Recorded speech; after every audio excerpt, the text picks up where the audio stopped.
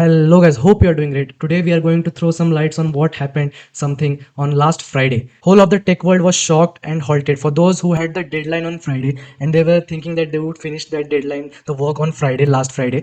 Last Friday was disastrous for them. There was a other side of world of techies who were actually happy with the halt that came onto the Windows, including myself, thank God.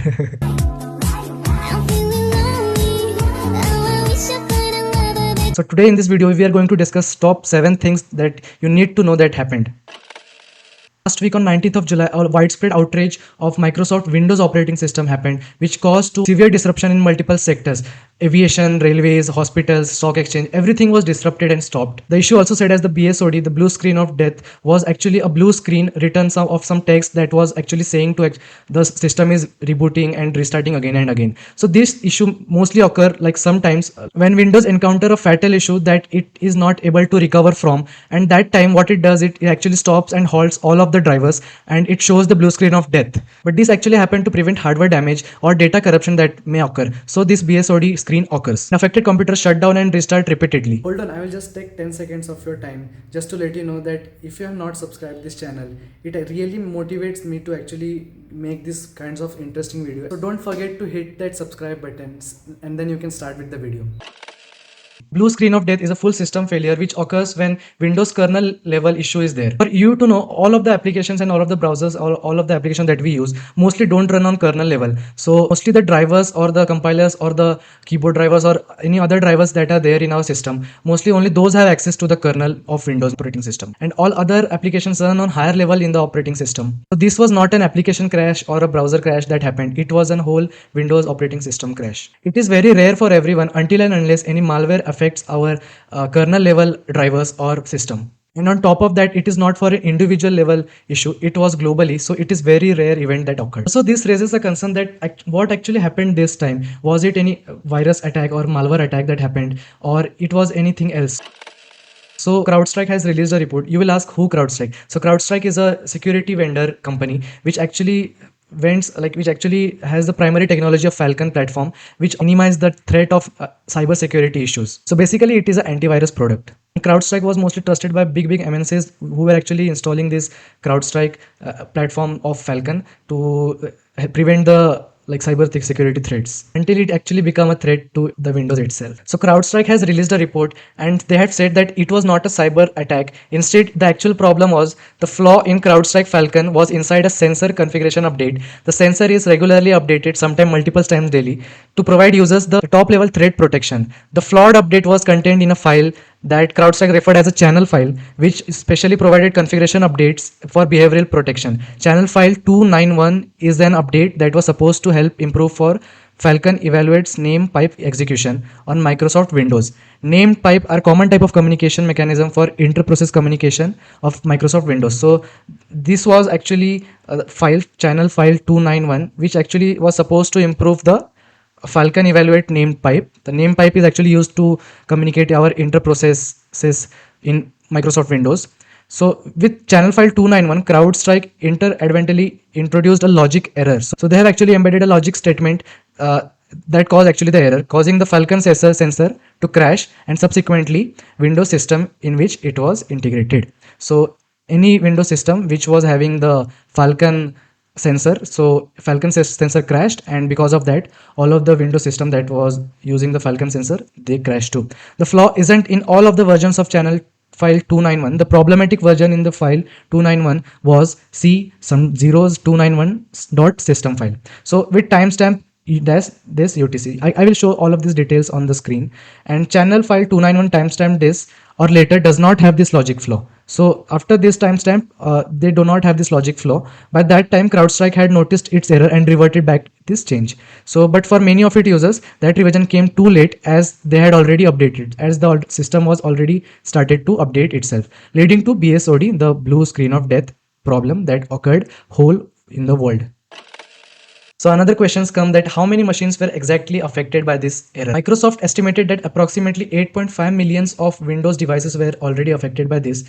of this logic flaw error that happened to the CrowdStrike. But this is just 1% of the whole Windows install base that is in the world. Despite the small percentage of the whole Windows install base, the areas that were affected were very critical regions. So like the airlines were affected, the health sector, that is the saddest part, that was affected in some countries. The health sector was affected, the airlines were affected, the railways were affected, and all the stock market thing, all this, everything was crashed on that day.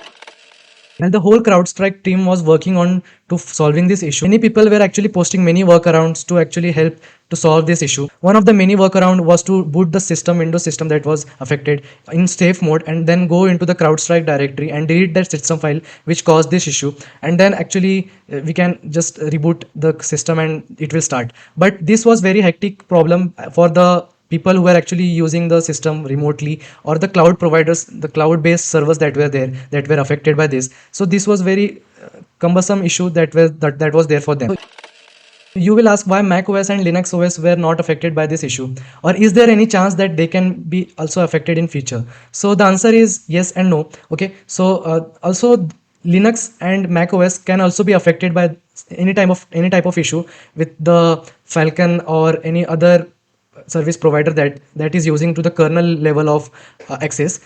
And a little point that you should know, that CrowdStrike, Falcons, and other software don't only run on Windows, it also runs on Mac OS and Linux OS. Also, many companies that are using Mac OS and Linux OS use CrowdStrike. So this time the problem was into a specific file that was specifically designed for the Windows operating system, the pipe execution that I talked about earlier. So that was only the specific file that is designed for Windows operating system, and the changes that were made in that system file, it was specific to Windows, and that caused the error. So no system is actually safe with this kind of errors. Only the thing that we can do is to actually implement a good kind of testing pipeline so that it should pass all the testing checks. Obviously they are having those checks, but yeah, there was some issue that they were not able to catch. But yes, according to many of the tech geeks, the potential risk is more on the Windows operating system for this kind of issue, and very less for the Linux and Mac OS.